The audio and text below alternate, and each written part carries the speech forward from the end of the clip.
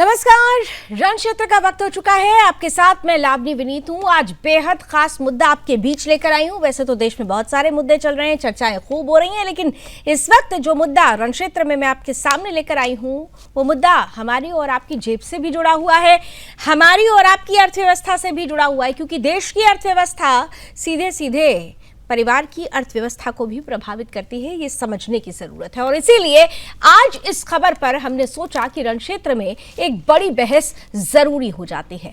तो आज दुनिया की सबसे बड़ी लोकतांत्रिक शक्ति भारत एक ऐसे मोड़ पर खड़ी है, एक ऐसे मोड़ पर आ चुका है जहां पूरी दुनिया की नजर दिल्ली पर टिकी है।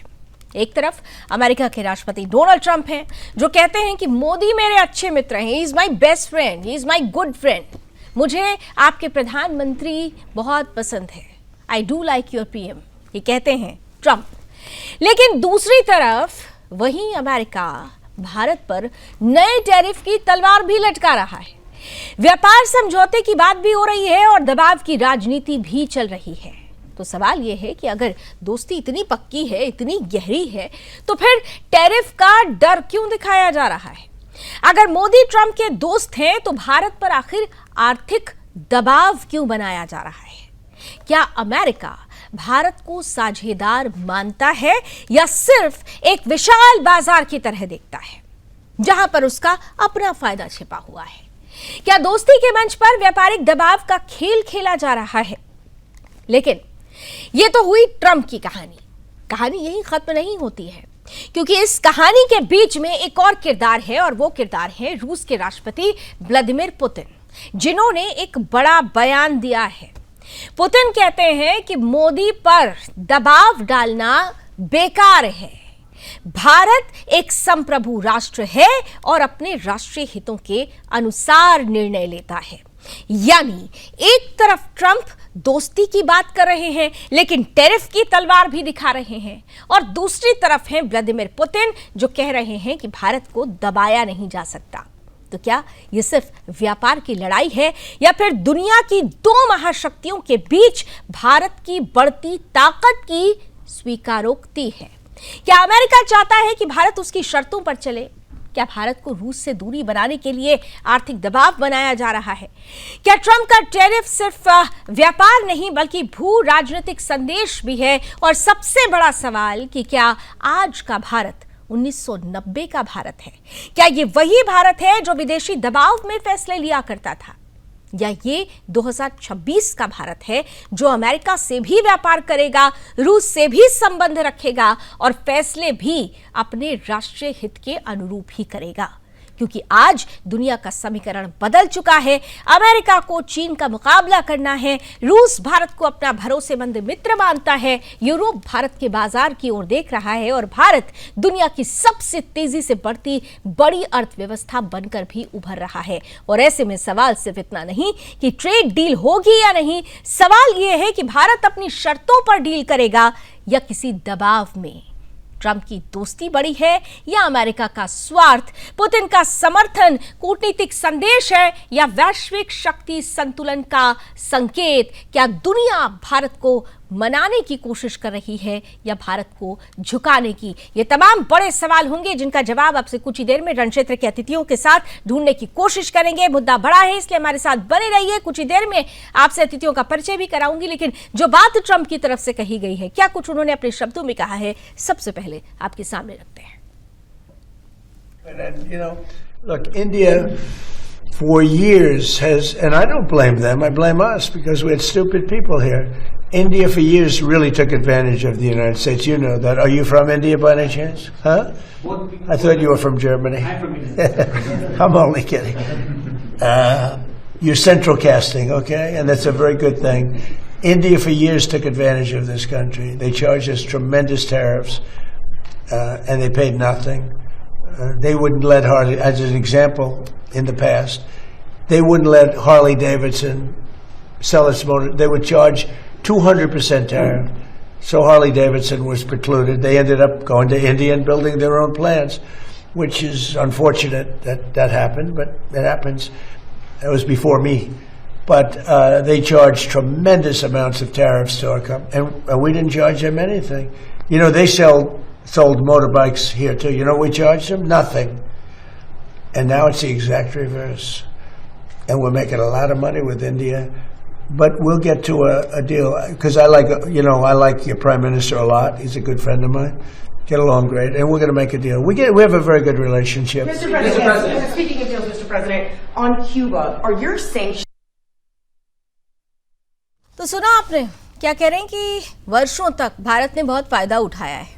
अब सवाल ये है कि इस फायदे में ज्यादा फायदा किसका हो रहा था और कौन फायदा उठाने की कोशिश कर रहा है, कौन दोस्ती के नाम पर यहाँ पर दबाव की राजनीति कर रहा है, ये खुद समझने की जानने की जरूरत है। और इस बीच जब हम दोस्ती की बात कहते हैं, जब हम किसी को अपना सच्चा मित्र कहते हैं, तो क्या ये दबाव की जो राजनीति चलती है, जो ट्रंप करने की कोशिश कर रहे हैं, क्या वो दोस्ती का हिस्सा हो सकता है? अगर ये हिस्सा नहीं हो सकता है तो सही मायने में सच्चा दोस्त कौन है? पुतिन ने जो स्टेटमेंट दिया है वो भी जरा सुनिएगा। Seemed a bit strange to me. You said that the cooperation between India and the US creates difficulties in the relations between Russia and India. I don't think that this is the case. Distinguished colleague, why would you think that? We're ready, that we're glad that India is developing its relations with all the countries. It's a great country, 1.5 billion people, a large economy, the largest democracy. As many people say, of course, it is only natural that it develops its economy in accordance with its interests, with those countries that it deems necessary.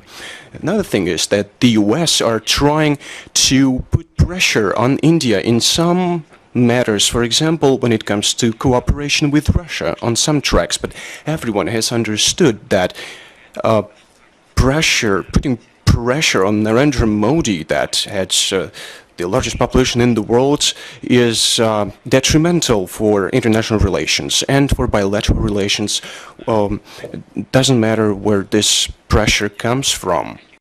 तो सुना आपने Putin क्या कह रहे हैं कि भरोसेमंद साथी है भारत, उस पर कोई दबाव नहीं बना सकता है। तो ये सच्चा दोस्त कौन है, ट्रंप या पुतिन, ये समझने की जरूरत है। लेकिन जिस तरीके से ये दबाव बनाने की कोशिश की जा रही है, ये नहीं भूलना चाहिए कि ये भारत है जिसने कोविड जैसी स्थिति में भी अपनी अर्थव्यवस्था को हिलने नहीं दिया, अपने हिसाब से, अपने अनुरूप से वो आगे बढ़ा। और यही वजह है कि भारतीय अर्थव्यवस्था को लेकर इस वर्ष एक बहुत अच्छी खबर आ रही है। इस वर्ष के लिए हम आपके सामने ये बड़ी खबर रख रहे हैं। क्यों खास है ये खबर, समझिए। भारतीय अर्थव्यवस्था के लिए अच्छी खबर ये आ रही है कि अनुमान ये बता रहा है, अनुमान के मुकाबले ज्यादा विकास दर होगी इस बार भारत में। 2024-25 में 7.1% थी जीडीपी ग्रोथ, जो कि इस बार 2025-26 में बढ़कर 7.7 की दर से बढ़ने की उम्मीद है। यानी यहां पर भी भारत की अर्थव्यवस्था दुनिया की अर्थव्यवस्था की तुलना में तेजी से आगे बढ़ रही है। जीडीपी का आकार 323.12 लाख करोड़ जनवरी मार्च तिमाही में देखा गया। 7.8 विकास दर आकलन किया गया।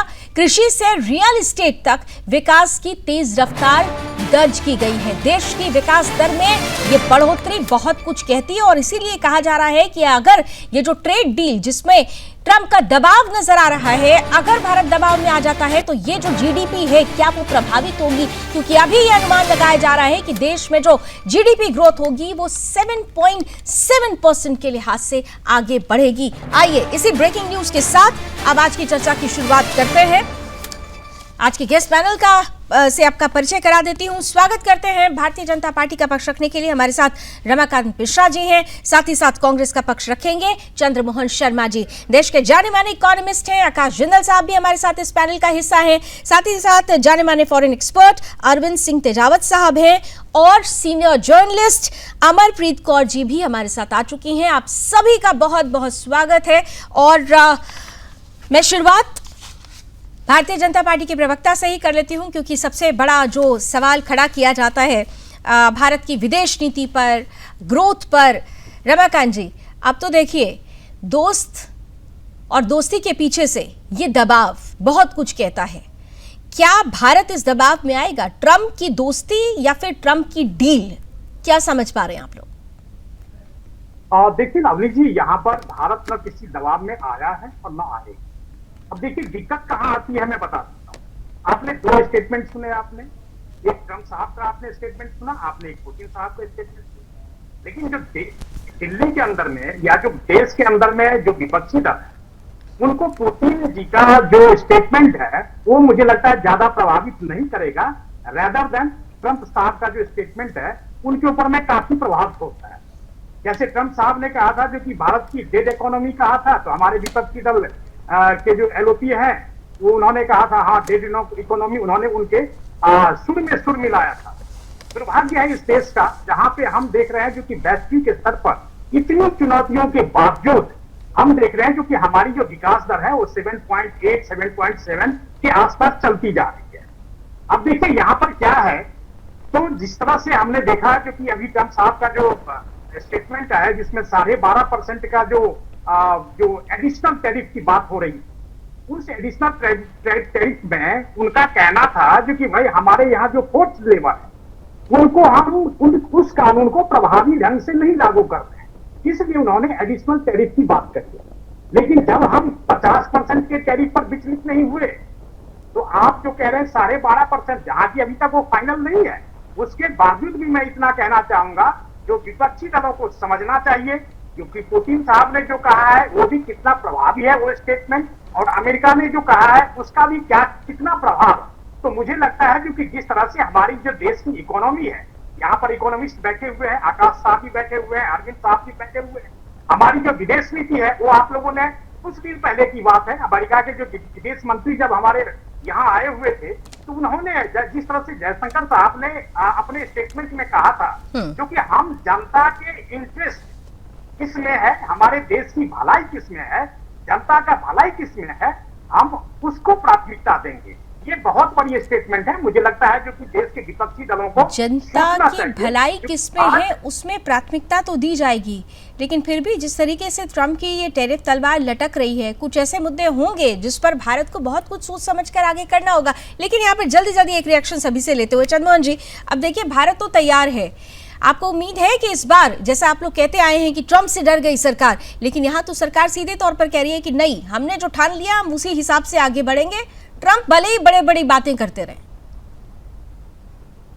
क्योंकि सब चंगा है, ये आज का भारत है, ये आज का भारत है जो उसी के देश के अंदर खड़े होके उसी के देश के अंदर उन्हीं के कोई दूसरे देश का व्यक्ति इतनी बड़ी बड़ी बातें कर देता है और हमारे देश के 56 इंच की सरकार और उसके नेता और प्रवक्ता आज के भारत की बात करते रह जाते हैं।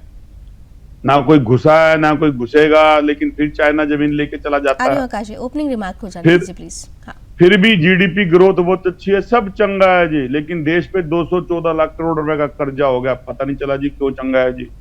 सब चंगा है जी, जो बेरोजगार था उसको रोजगार मिलना चाहिए था, वो बेरोजगार और बेरोजगार होता चला गया, लेकिन फिर चंगा है जी, क्योंकि ट्रंप तो जो कहता है वो कहता ही रहता है। और सब कुछ ठीक है जी, किसान की आमदनी जब कुछ बढ़ रही है, लेकिन किसान लगातार आत्महत्या कर रहा है, सब चंगा है जी। और एक बड़ी बात इंपॉर्टेंट है कि सालों तक भारत ने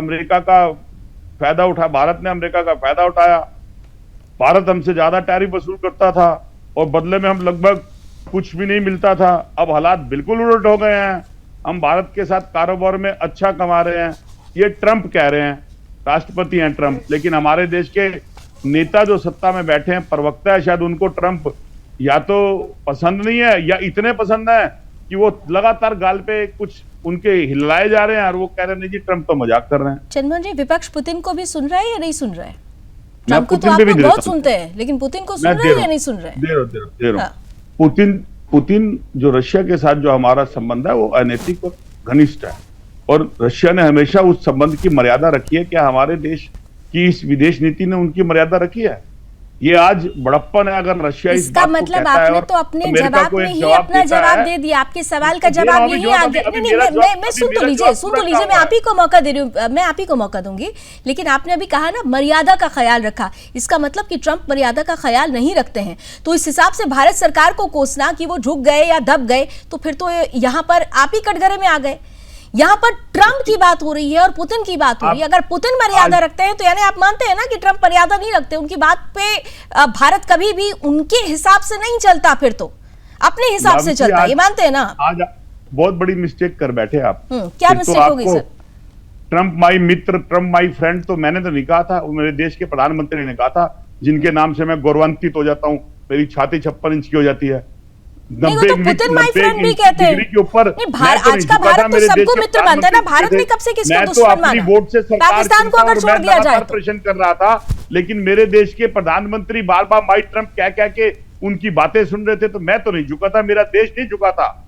मेरे देश के अंदर चुने हुए देश के नेता झुके थे, मैं नहीं झुका था ना, मेरा हिंदुस्तान झुका था, ना झुका है ना झुकेगा। कहाँ आपको लगा कि भारत झुक गया? जरा ये बता दीजिए। झुकने वाला नेता थे, इसीलिए तो वो जवाब नहीं दे पा रहे हैं, और उन्हीं के लिए मर्यादित कोर्ट के अंदर रशिया वो रोल अदा कर रहा है जो एक मित्र को करना चाहिए, और फिर भी रशिया की याद नहीं आती, फिर भी अमेरिका की याद आती है। देखिए, आप मेरी बात से भाग गए, तो नहीं है। आप मेरी बात से भाग गए चंद्रमोहन जी। आपने भाग गोल नहीं गया, गोल जलेबी बना दी। मैंने आपसे आपने। दो बातें पूछी कि क्या आपने पुतिन को सुना, और अगर आप मर्यादा की बात करते हैं तो पुतिन की मर्यादा क्या कहती है, इसका मतलब ट्रंप में वो मर्यादा नहीं है। और दूसरा, आपने कहा कि यहाँ पर भारत झुक गया। मैं आपसे पूछूं, भारत कहाँ झुका? यही तो, अगर भारत झुका होता तो फिर ये 7.7 और 7.8% की विकास दर की तस्वीर ही नहीं आ रही होती ना। चलिए आइए, मैं सरकार से क्यों नहीं पूछ रहे कि एक देश की और एक देश के राष्ट्रपति की मर्यादा नहीं है? आकाश जिंदल जी, आइए, वो बीजेपी के स्पोक पर्सन नहीं है। ठीक है, ये बात मैं समझ लेती हूँ। सर, आकाश जी से समझते हैं। अरविंद जी भी हैं, अमरप्रीत जी भी हैं, ये लोग बीजेपी के स्पोक पर्सन नहीं है। आकाश जी, क्या लग रहा है आपको, किस तरह से देख रहे हैं आप पूरे के पूरे सिनेरियो को? कौन किस पर हावी है, कौन झुक रहा है? आकाश जी। लावनी जी, आपने बहुत बढ़िया पुट किया है। 7.8% जीडीपी ग्रोथ वो है जो ऑलरेडी अचीव की हुई है, ये ऑलरेडी अचीव डेटा है। अब मेरे मित्र चंद्रमोहन ने कुछ बातें की, सब चंगा है। मैं आज मेरे मित्र चंद्रमोहन का समर्थन करूंगा जी, सब चंगा है। अब आप डेटा नोट कीजिए चंद्रमोहन जी, जीएसटी कलेक्शन अप्रैल 2026 लावनी जी ज्यादा कोई नहीं जानता, वो वक्त था जब मिडिल ईस्ट की जंग चरम पे थी। 2.43 lakh crore, record breaking data है। यस मेरे फ्रेंड, सब चंगा है।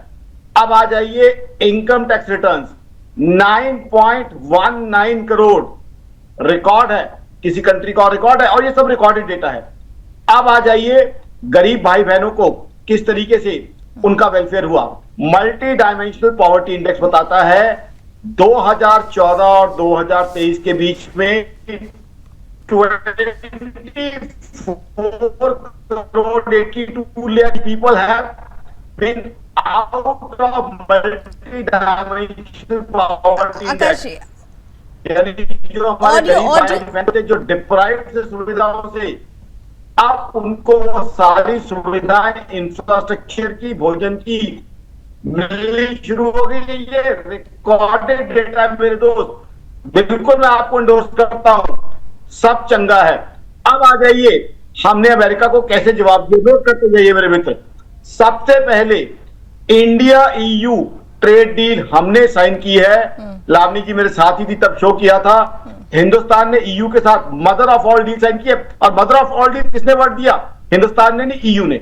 अब उसके बाद जब अमेरिका लड़ रहा था, हमने न्यूजीलैंड के साथ एफटीए साइन किया है, और जब हम पे टैरिफ लगे थे मेरे दोस्त चंद्रमोहन जी, उसके बाद हमारा एक्सपोर्ट यूएस को बढ़ा है। तो एक्चुअली सब चंगा है। ट्रंप साहब ने टैरिफ लगाए, और टैरिफ के बहुत अच्छे इनाम मिले उनको। पहला इनाम क्या मिला, लावनी जी अच्छे से जानती है, अमेरिका में इन्फ्लेशन बढ़ी।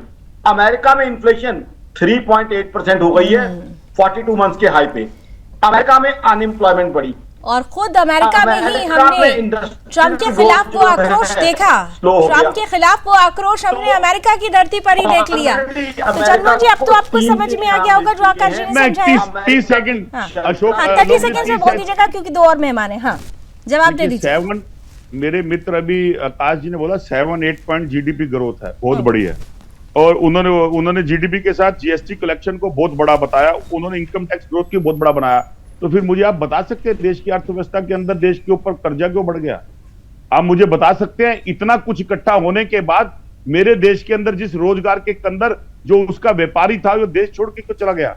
ये बता सकते हैं कि इस देश के अंदर अगर पढ़ा लिखा आदमी बच्चा पढ़ने के बाद पेपर देता है, पेपर देने के बाद वो नौकरी मांगने जाता है, तो वो बेरोजगार क्यों है? फिर चंगा है तो चंगा किसके लिए है? भाई मोहिल भाई राजेश भाई के लिए, मेहुल चोकसी के लिए, जो 15 करोड़ रुपए का घोटाला करके भाग जाते हैं 15 लाख करोड़ का।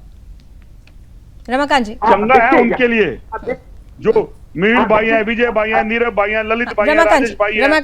रमाकांत जी, हालांकि इस मुद्दे से हालांकि इस मुद्दे से इसका कोई लेना देना नहीं है। विपक्ष बहुत सारे मुद्दे एक साथ कलेक्ट कर देता है जब उसको जवाब नहीं मिलता, लेकिन ठीक है, उन्होंने सवाल पूछा तो 30 सेकंड्स में जवाब दे दीजिए। अरविंद जी, इसके बाद आपके पास आते हैं। मैं देखिए, चंद्रमोहन जी ने कहा, मेरे मित्र ने कहा कि इतने होने के बावजूद भी हमारी अर्थव्यवस्था इतना तेजी से बढ़ने के बावजूद भी बेरोजगारी क्यों है।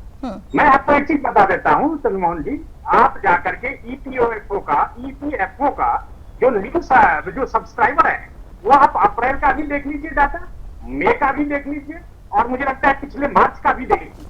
ये सारा चीज आपको बता देगा क्योंकि आपने कितना एम्प्लॉयमेंट जनरेट किया और मुझे लगता है कि कितनी बेरोजगारी कर। मुझे सब कुछ देखिए एक साथ आप कलेक्ट करके यहाँ पर आप जरूर बात रखेंगे, लेकिन उस चीज को भी ध्यान में रख करके आगे बढ़ेंगे तो जनता को बेहतर समझने में आएगा। क्योंकि हाँ, बेरोजगारी दर कितनी है, एम्प्लॉयमेंट कितना जनरेट हुआ, एम्प्लॉयमेंट कितना हुआ, कितने वर्ष 18 से लेकर के 25 साल तक कितने बेरोजगारों को रोजगार मिला, ये सारी चीजें आपको एक साथ कलेक्ट करके कलेक्टिवली सब कुछ देखने की जरूरत है। तो अरविंद जी, यहाँ पर कलेक्टिवली अगर सब कुछ देखा जाए तो लगातार भारत, ठीक है, ये बाजार प्रतिस्पर्धा का बाजार है, लेकिन भारत ने जिस तरीके से अपनी ताकत बढ़ाई है, आज हम ये कह सकते हैं ये जो मल्टी अलाइनमेंट इंगेजमेंट्स हैं, उसने ये एक स्टेटमेंट सीधे तौर पर आता है, अब दुनिया को भारत की जरूरत है। भारत को दुनिया की नहीं, दुनिया को भारत की जरूरत है, क्योंकि यहाँ पर देखिए ट्रंप भी है, यहाँ पर चीन भी है, यहाँ पर पुतिन भी है, तो दुनिया को भारत की जरूरत है। मल्टी अलाइनमेंट एंगेजमेंट्स, ये बात क्यों नहीं समझ पा रहे हैं लोग? बिल्कुल, बहुत ही खूबसूरत लावनी जी, और मुझे कहना पड़ेगा कि बतौर एंकर आप चीजों को जितना खूबसूरती से समझती है उसे बताना भी आता है।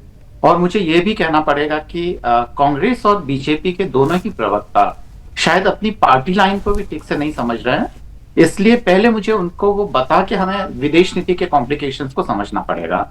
देखिए, जयशंकर साहब क्या कह रहे हैं, वो ये कह रहे हैं कि भारत को जहां से सस्ता तेल मिलेगा वहां से लेगा, क्योंकि मार्को रूबियो ने कहा था कि अगर भारत को तेल खरीदना है तो अमेरिका देने के लिए तैयार है। मैं कुछ कंपनीज के नाम लेता हूं, Microsoft, Amazon, Google, Apple, IBM, Walmart, Intel, Cisco, Coca Cola, Oracle, ये खाली मैं कुछ कंपनियों के नाम ले रहा हूं। उनमें से आधी कंपनियों की प्रेजेंस आपके स्टूडियो में भी होगी। भारत इनका इतना बड़ा उपभोक्ता है, और भारत ने भी अगर चीन की तरह कर दिया तो आप सोचिए कि अमेरिकन की क्या हालत हो जाएगी। अगर भारत ने, जैसा कि राहुल गांधी जी ने बोला है, लीडर ऑफ अपोजिशन ने बोला है कि अगर भारत ने अपना डेटा देना बंद कर दिया तो क्या हाल होगा।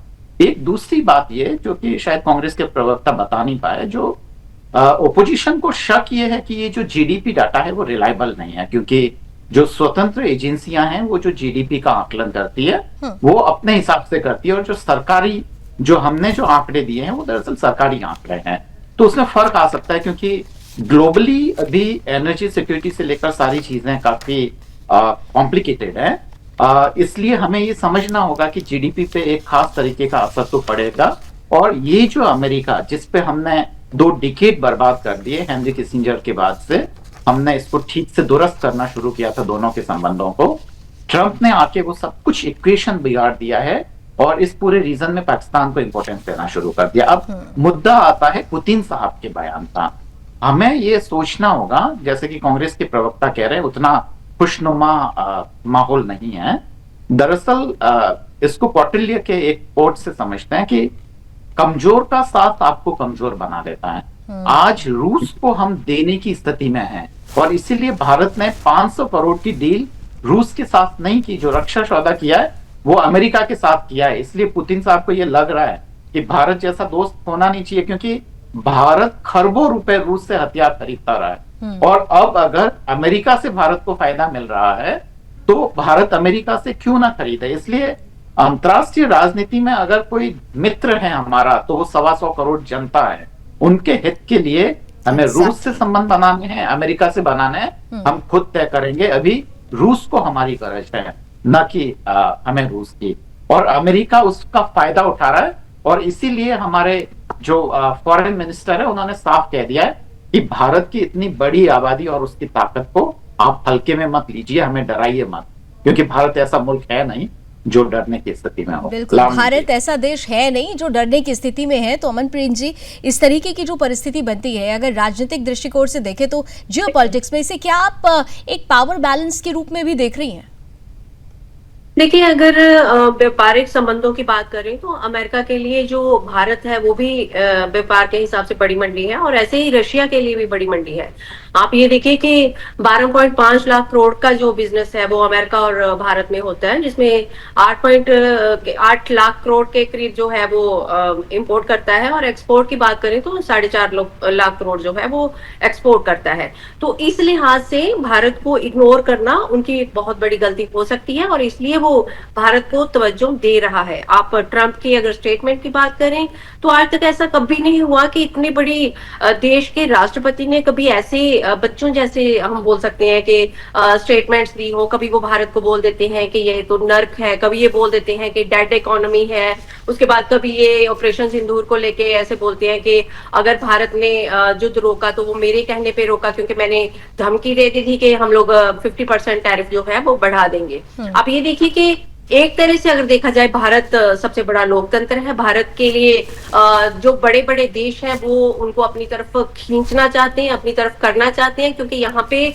बहुत बड़ी व्यापारिक मंडी उनको नजर आ रही है। तो अगर व्यापार की बात करें, मेडिसिन की हो, लेदर की हो, कपड़े की हो, ज्वेलरी की हो, उसके बाद स्टोन्स भी हो, ये सारी चीजें जो है भारत वो अमेरिका को प्रोवाइड करता है। उसके बदले में वहां से लेने वाली चीजों की अगर बात करें तो वो उससे थोड़ी कम है, जिसमें हम कच्चा तेल भी बोल सकते हैं, अंतरिक्ष में यूज करने वाले पार्ट्स जो हैं, हवाई जहाजों में यूज करने वाले पार्ट्स जो हैं वो भी हैं। तो वो चीजें हैं। अगर हम आईफोन की बात करें स्पेशली, तो उसमें भी आपको पता है कि चाइना से नहीं बल्कि इंडिया से जो पुर्जे हैं उसके मंगवाए जाते हैं अमेरिका के द्वारा।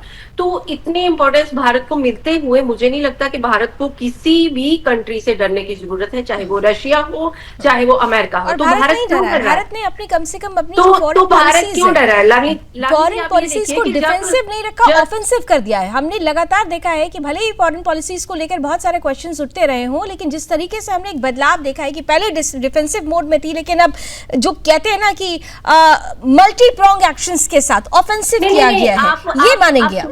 लावनी जी, एक मिनट, आप ये सुनिए कि जब हमें ईरान से रुपए में कच्चा तेल मिल रहा था तो हम क्यों नहीं ले रहे थे?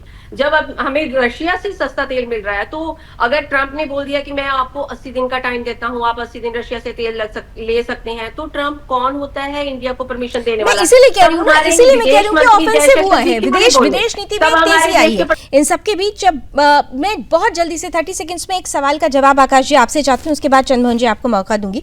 ये जो बार बार कहा जा रहा है विपक्ष की तरफ से कि देखिए इस डील में एक चीज समझने की जरूरत है, क्योंकि इसमें सबसे ज्यादा इफेक्ट जो पड़ेगा वो किसानों को पड़ेगा, एमएसएमई को पड़ेगा। इसके अलावा ये कहा जा रहा है कि जिस तरीके से ग्रोथ सेंटर माना जाता है एमएसएमई को, वो ग्रोथ सेंटर प्रभावित होगा। क्या आप भी ऐसा मानते हैं कि वाकई ऐसा कुछ हो सकता है अगर इस डील में भारत के अनुरूप आगे स्थिति नहीं बढ़ती है तो? आकाश जी अनम्यूट कीजिए सर, प्लीज अनम्यूट कीजिए सर। आकाश जी अनम्यूट कीजिए please, I am not getting your voice. आप अनम्यूट कीजिए प्लीज। हाँ प्लीज आप बोलिए प्लीज।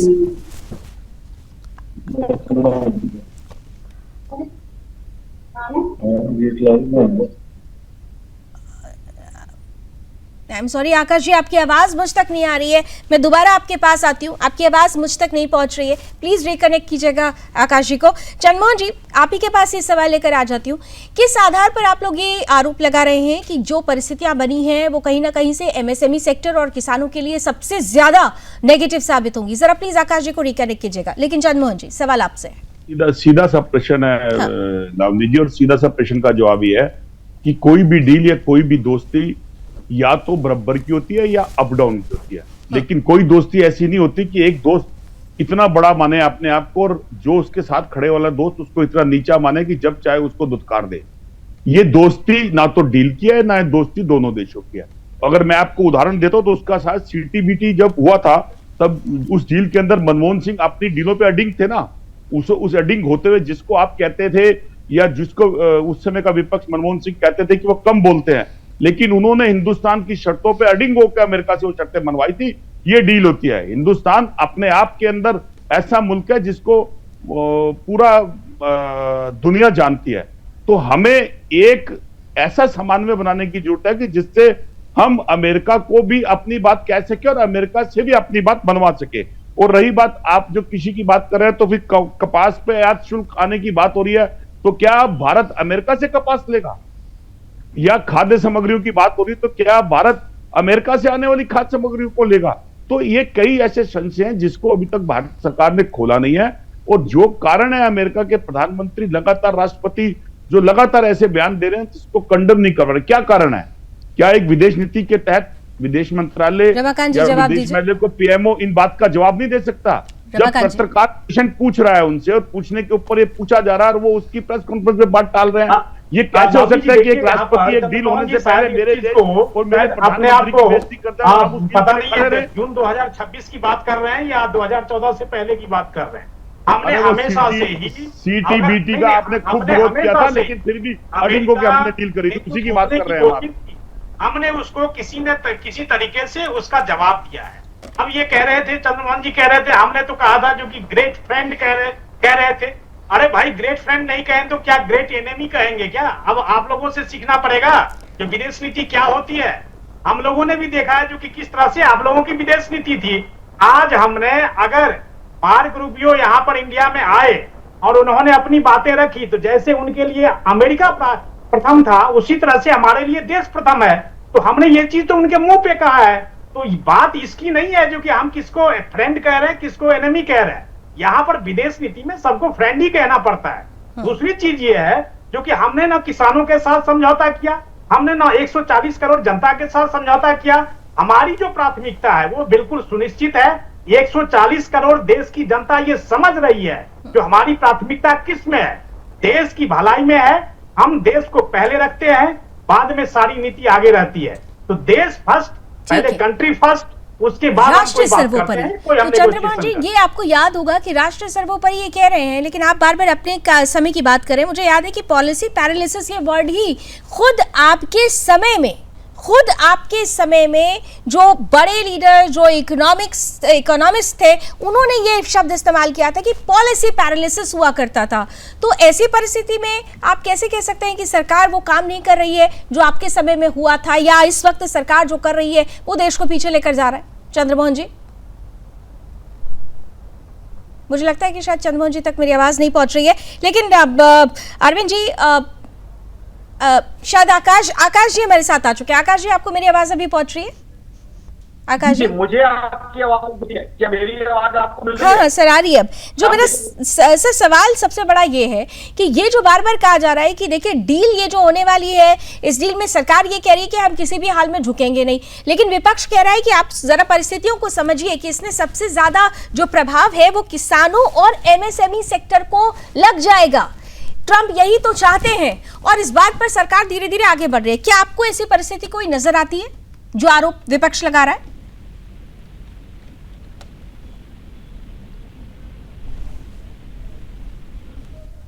जा रहे हैं, और रादर सरकार ने क्रूड ऑयल को लेकर बड़ा क्लियर किया है। तो हिंदुस्तान के इंटरेस्ट का, हमारे एग्रीकल्चर भाइयों के, हमारे किसान भाइयों के इंटरेस्ट का पूरा ध्यान रखा गया है। ये बिल्कुल भी नहीं है कि कोई भी इंटरेस्ट से कॉम्प्रोमाइज किया गया हो, इसीलिए तो डील इतनी लंबी चली है। रादर अमेरिका को अभी एहसास हो गया है कि डील तो इक्वल टर्म होनी है। अगर हमने कॉम्प्रोमाइज करना होता तो इसकी डिस्कशन तो कब से चल रही है, अगस्त सितंबर चल रही है। हिंदुस्तान अपनी जगह सही था कि हम कहीं से भी अपने किसानों के इंटरेस्ट का कॉम्प्रोमाइज नहीं होने देंगे, अपने व्यापारियों के इंटरेस्ट को कॉम्प्रोमाइज नहीं होने देंगे। इसीलिए आज ये जाके डील हो रही है और इसमें पूरे हिंदुस्तान के इंटरेस्ट का ध्यान रखा गया। और साथ ही साथ दूसरी चीज, अमेरिका को भी दिख गया कि इस बीच यूएस को हमारे एक्सपोर्ट्स बढ़े हैं। हमने ईयू के साथ mother of all deal sign की, यूरोपियन यूनियन के साथ, न्यूजीलैंड के साथ हमने एफटीए साइन की है, आईएमएफ में प्रोग्रेस हो रही है। तो आज अमेरिका, एक चीज और कहना चाहूंगा लावनी जी, आज अमेरिका तो 1 बिलियन की खा जो है ईरान के साथ बैठा हुआ है। तो आज हम ज्यादा अच्छी नेगोशिएटिंग पोजीशन पे है। और मैंने अभी बात कही थी कि हिंदुस्तान की तरक्की कांग्रेस एक चीज का जवाब दे दें। आज जब यूएस ईरान मिडिल ईस्ट की बात चली, 2.43 लाख करोड़ का जीएसटी कलेक्शन लॉस किया है हमने कि नहीं किया, वो क्या बताता है? जीएसटी कलेक्शन कब होगा? जब हिंदुस्तानी कोई चीज खरीदने जाएंगे, शॉपिंग करने जाएंगे, गाड़ी खरीदने जाएंगे, तो कब होगा? बिल्कुल। परचेसिंग पावर पैरिटी में तो वैसे भी परचेसिंग पावर पैरिटी में तो ऑलरेडी भारत तीसरे नंबर पर आ चुका है, ये बात तो समझनी होगी। तो जिस तरीके से ये अर्थव्यवस्था बढ़ रही है अरविंद जी, क्योंकि अभी हम ये देखने वाले कि 15 से 17 के बीच में अभी G7 समिट भी होने वाला है, तो क्या इस तरीके के समिट जो है, वहाँ के जो समीकरण हैं, वो भी क्या इस डील के लिए इंपॉर्टेंट साबित हो सकते हैं? क्योंकि ये भी कहा जा रहा है कि इसी समिट के दौरान एक अलग से ट्रंप और मोदी की मुलाकात भी हो सकती है। अरविंद जी, मुलाकात हो सकती है, पर मुझे लगता है कि शायद मोदी साहब प्रेसिडेंट ट्रंप से मुलाकात से बचे। इसके कुछ कारण हैं जिसकी चर्चा हम फिर कभी करेंगे। पर अभी मामला ये है कि भारत पर जिस तरीके से अमेरिका दबाव बना रहा है, उसमें हल्की सी उम्मीद ये भी लगती है कि शायद कृषि मामलों को लेकर भारत सरकार शायद कुछ समझौते पे आ जाए।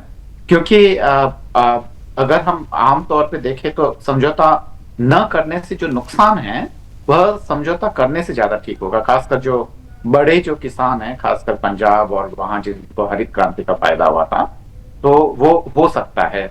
दूसरी बात है कि भारत चाहेगा तो ये समझौते किस प्रकार के होंगे? क्योंकि आपने पंजाब का जिक्र किया, तो यहाँ पर हमें ये भी नहीं भूलना चाहिए, क्योंकि आने वाला समय पंजाब में इलेक्शन का समय है। बहुत कुछ बहुत तरीके से देखा और समझा जाता है, लेकिन खैर, इलेक्शन अपनी जगह पे होता है, राष्ट्र सर्वोपरि की भावना अपनी जगह पे है। किस तरीके के समझौतों की तरफ आपका संकेत है? ये खासकर जो अमेरिकन जो डेयरी प्रोडक्ट्स हैं वो यहाँ आ सकते हैं, पर ये अभी जो जैसा कि पीयूष गोयल साहब ने कहा है, बट इसके लिए तो भारत सरकार पहले ही बोल चुकी है कि इस मैटर पे तो वो कोई कॉम्प्रोमाइज करेंगे ही नहीं, क्योंकि डेयरी प्रोडक्ट्स को लेकर ही सबसे पहली लड़ाई शुरू हुई थी अभी तक। पर मुझे ऐसा पक्का यकीन है, और आमतौर पर क्योंकि प्रेडिक्शन सही साबित होते हैं, तो भारत को आना पड़ेगा। क्योंकि खासकर अमेरिकन जो वहाँ के डेयरी प्रोडक्ट बनाने वाले हैं या वो हैं, और दूसरी बात ये कि खाली किसानों की ही बात नहीं, अगर यहाँ वो प्रोडक्ट्स आते हैं तो भारत में उपभोक्ताओं के लिए सामान काफी सस्ते हो जाएंगे।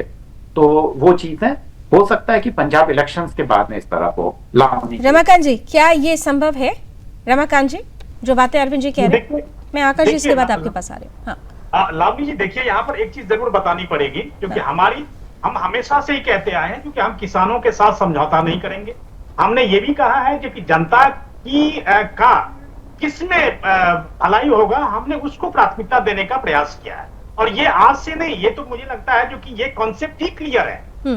हम किसी के सामने नहीं झुकेंगे। हम अगर 50% टैरिफ भी झेलने के लिए जब हम तैयार थे और हमने झेला, उसके बावजूद भी हमने देखा जो कि हम किसी तरह से समझौता उस तरह के सिचुएशन में भी हमने नहीं किया। तो हमारी प्राथमिकता बिल्कुल सुदृढ़ है, हमारा कॉन्सेप्ट क्लियर है। हम किसानों के साथ हम जनता को प्राथमिकता देने की कोशिश कर रहे हैं। हमारे पास ग्लोबल चैलेंजिंग होने के बावजूद भी हमने उस तरह की बातों के ऊपर में कभी भी इस तरह का समझौता या डील करने का प्रयास नहीं किया। चाहे इलेक्शन, देखिए बात यहाँ पर इलेक्शन की नहीं है, बात यह है क्योंकि हमारी भलाई किसमें है, हमारे देश की भलाई किसमें है। प्राथमिकता हमने राष्ट्र प्रथम किया है, और निश्चित तौर पर मुझे लगता है कि चाहे वो अमेरिका हो अरविंद जी मुस्कुरा रहे हैं, लेकिन इतना जरूर आप भरोसा दे रहे हैं कि इलेक्शन प्राथमिकता तो नहीं है, प्राथमिकता राष्ट्र सर्वोपरि की भावना है। तो आकाश जी, एक बड़ा सवाल ये है कि इसी राष्ट्र सर्वोपरि की भावना के साथ जो हमारी भारत की इकोनॉमिक्स का जो मैक्रो इकोनॉमिक्स वाला पार्ट है, माइक्रो नहीं मैक्रो वाला जो पार्ट है, वो बहुत कॉम्प्लिकेटेड है। तो उस कॉम्प्लिकेशन में पॉलिटिक्स और इकोनॉमिक्स के साथ एक कंपैटिबिलिटी बनानी पड़ती है। क्या आपको लगता है कि इस डील में सरकार वो कंपैटिबिलिटी बना पाएगी? Akash ji, I think it's a lovely statement Lavani ji, बहुत बढ़िया तरीके से आपने पुट किया है।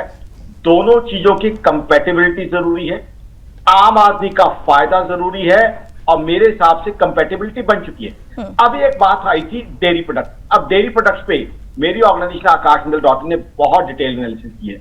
हिंदुस्तान के डेयरी प्रोडक्ट्स हर हालत में काफी हद तक सस्ते होंगे, क्योंकि डेयरी प्रोडक्ट्स में मैन पावर बहुत इन्वॉल्व हो जाती है, और हिंदुस्तान पे मैन पावर जो है बहुत वायबल कॉस्ट पे अवेलेबल है। यूएस का जो डेयरी प्रोडक्ट है उसके अंदर ट्रांसपोर्टेशन कॉस्ट ऐड होगी, जबकि मेरे यहाँ के डेयरी प्रोडक्ट में ट्रांसपोर्टेशन कॉस्ट ऐड नहीं होगी, होगी भी तो बहुत कम। और रोहतक का जो दूध है वो दिल्ली में बिकेगा। यूएस से जब आएगा डेयरी प्रोडक्ट्स, चाहे आइसक्रीम हो चाहे वो हो, उसमें ट्रांसपोर्टेशन बहुत हैवी इन्वॉल्व हो जाएगी, फिर प्रिजर्वेटिव्स की कॉस्ट काफी हैवी हो जाएगी, मैन पावर वहां कॉस्ट हो जाएगी। सिंपल सी बात है लावनी जी, हिंदुस्तान की मार्केट बहुत प्राइस सेंसिटिव है। याद कीजिए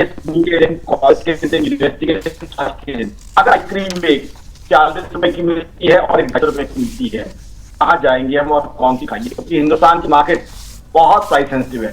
ठीक है, उनके प्रोडक्ट्स को जो है परमिशन मिल जाएगी, बट हिंदुस्तान की प्राइस सेंसिटिव मार्केट है, तो हम जो है उस प्रोडक्ट की तरफ जाएंगे जहां पता होगा कि हिंदुस्तान में डेयरी में मैन पावर बहुत इन्वॉल्व है। हमारे यहाँ मैन पावर वायबल कॉस्ट पे, फिर ट्रांसपोर्टेशन कॉस्ट जो है आपको अलग अलग के जो है, मैं मिल्क आइटम्स बताता हूँ, डेयरी प्रोडक्ट्स कोई रोहतक में बन रहा है, कोई पानीपत में बन रहा है, कोई अंबाला से बन के आ रहा है, वो दिल्ली में अवेलेबल है।